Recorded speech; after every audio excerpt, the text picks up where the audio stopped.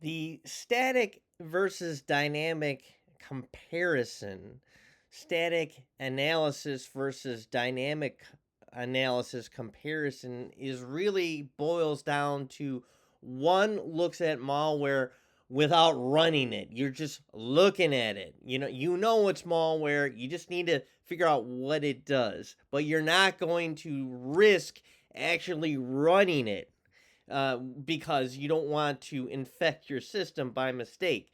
Now, dynamic analysis takes it a step further. Dynamic analysis literally runs the malware. Now you guys are like, oh my god, you're stupid enough to run malware? Are you a moron? And no, sometimes you have to run it in order to actually get the feel for what it does, but you run it in a safe manner.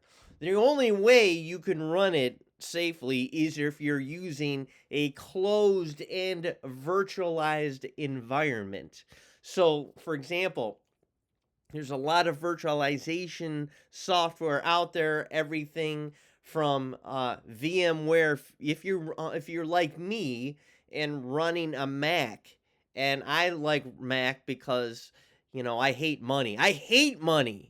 So I as soon as I get money, I got to spend it. No, I'm just kidding. But we all know that Mac users like to brag about their MacBooks just by the very fact I just literally used the term MacBook. But I mean, come on, it's a laptop. Why can't we just call it laptops? No, it's a MacBook. So we get these highfalutin people. No, I'm just kidding. We're not highfalutin, but a MacBook is going to be the default MacBook is going to be more expensive than an equal Windows. Okay, but you're getting more with the Windows for the same price point. But I'm just saying, if you're on a Mac, VMware Fusion. If you're on a Microsoft Windows, VMware, and there is VirtualBox. Now I'm on a MacBook, but I have the M1.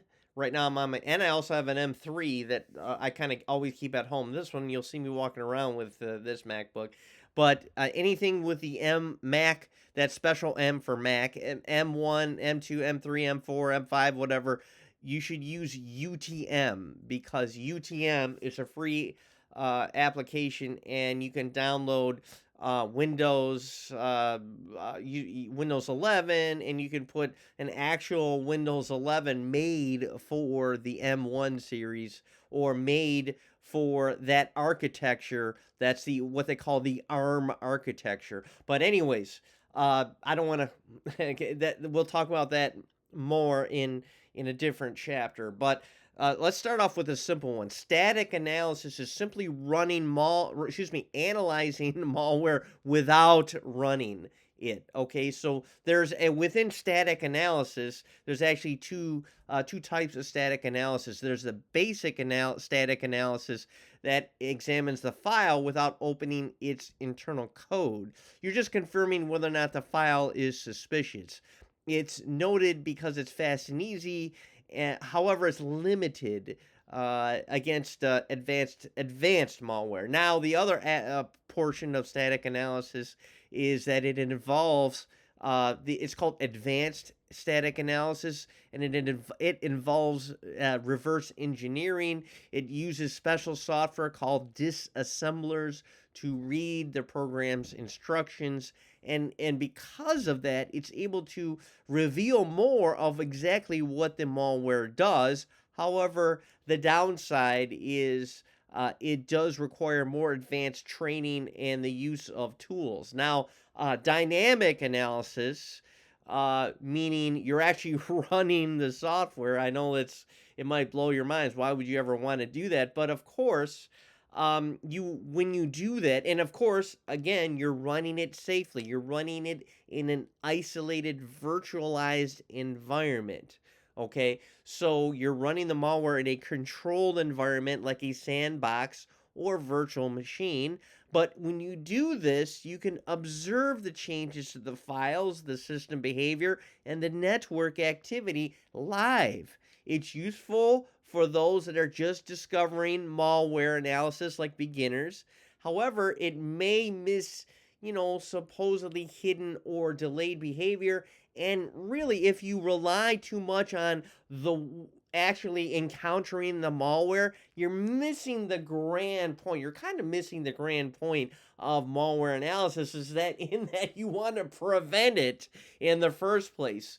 A lot of times, like I said, I'm going to tell you a million times, you're probably already sick of hearing it.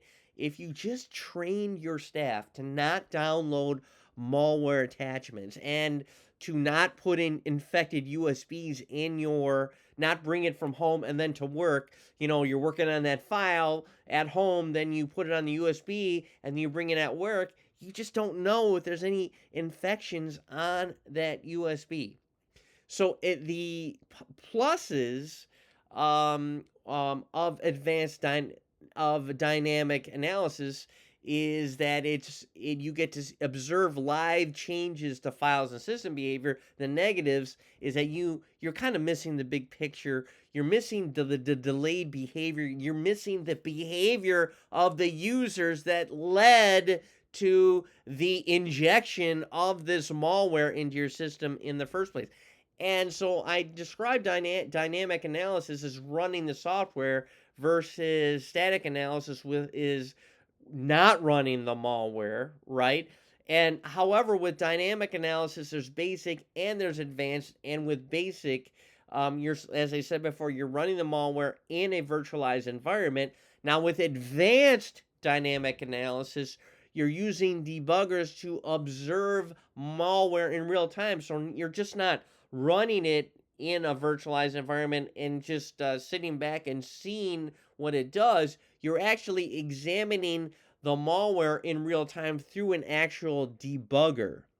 It examines the internal program states, and it's best for uncovering hidden or protected functionality. It's often combined with advanced static analysis for a full understanding.